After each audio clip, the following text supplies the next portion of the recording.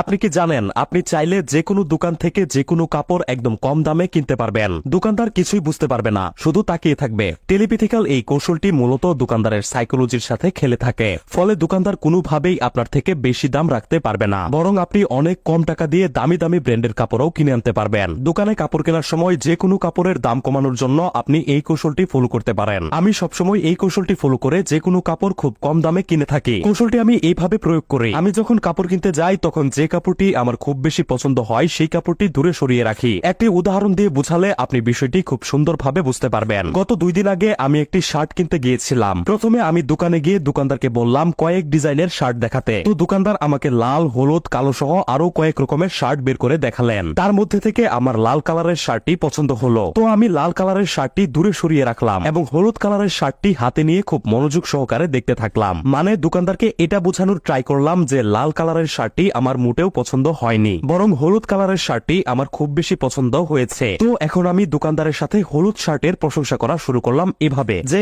এই শার্টটা মনে হয় দামি কোনো ব্র্যান্ডের, কাপড়টাও খুব সফট। দোকানদারও আমার সাথে সাথে শার্টটির প্রশংসা করা শুরু করলেন। এখন আমি খুব আগ্রহের সাথে শার্টটির দাম জিজ্ঞাসা করলাম। আমার এত আগ্রহ দেখে দোকানদার অবশ্যই শার্টটির দাম বাড়িয়ে বলবেন তা আমি আগেই জানতাম। তো শার্টটির দাম দোকানদার চাইলেন 1400 টাকা এবং তিনি বললেন যে এটা ব্র্যান্ডের জিনিস তাই দাম একটু বেশি। তখন আমি বললাম হ্যাঁ, এটা যে সফট একটা কাপড় সেই তুলনায় 1400 টাকা তেমন বেশি না। ঠিক এখন আমি আমার আসল তীরটা ছুড়লাম। আমি বললাম ওই লাল শার্টের কোয়ালিটি তো মনে হয় এটার মতো এত ভালো না। তখন দোকানদার বললেন হ্যাঁ, ওটার কাপড় হচ্ছে নরমাল কাপড় আর এটা হচ্ছে উন্নত কোয়ালিটির কাপড়। তখন আমি জিজ্ঞাসা করলাম ওই লাল শার্ট গুলা কত করে বিক্রি করেন? উনি বললেন এগুলো আসলে 500 হলেই বিক্রি করে দেই, আর এটা ব্র্যান্ডের কাপড় তো তাই 1500 এর নিচে বিক্রি করি না, আপনার কাছে 1400 টাকা চাইলাম। তখন আমি পকেট থেকে 500 টাকার নোট বের করে দিলাম আর বললাম আমার এত দামি শার্টের দরকার নেই, আর এমনিতেও হলুদ কাপড়ের রং উঠে বেশি, আপনি বরং আমাকে লাল শার্টটাই প্যাকেট করে দেন। লাল শার্টটা নিয়ে আমি বাসায় চলে আসলাম। এখানে লাল শার্ট আর হলুদ শার্ট দুইটার কোয়ালিটি কিন্তু একই ছিল,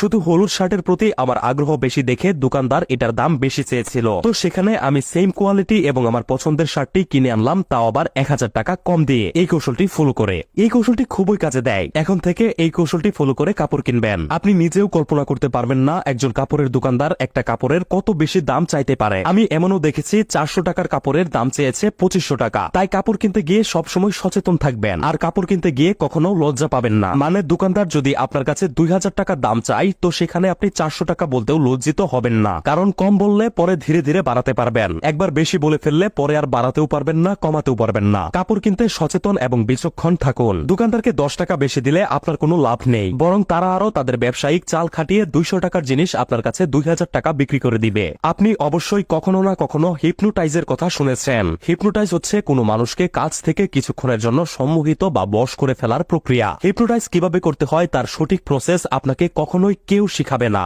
এই ভিডিওতে 5000 লাইক পড়ে যাওয়ার সাথে সাথেই হিপনোটাইজ করার সঠিক প্রসেস শিখিয়ে ভিডিও বানিয়ে আপলোড করব। তাই সবাই লাইক দিয়ে যত তাড়াতাড়ি সম্ভব এই ভিডিওতে 5000 লাইক পূরণ করে দিন। এরকম প্রয়োজনীয় ভিডিওগুলো মিস না করতে অবশ্যই পেজটি ফলো করে রাখুন। অনেক অনেক ধন্যবাদ।